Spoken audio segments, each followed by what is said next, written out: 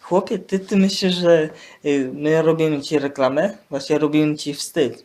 A wiesz o tym, kitu nie ma już nikomu tutaj, bo nikt tobie już nie wierzy za twoje kłamstwa, które podszywałeś się Dominiku, ale Januszu Kupcu. Po prostu nie wal kita, że zrobiłeś z YouTube'a. Widzę na wyświetlenia, ile ty zrobiłeś? Niecały próg 300 zł?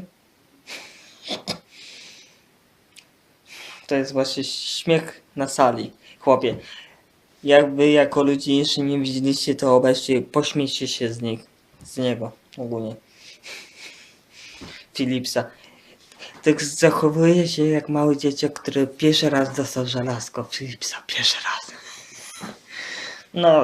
No tak, no nie ma czym już się lansować, bo się sprzedał Dominik, niby Janusz Kupiec.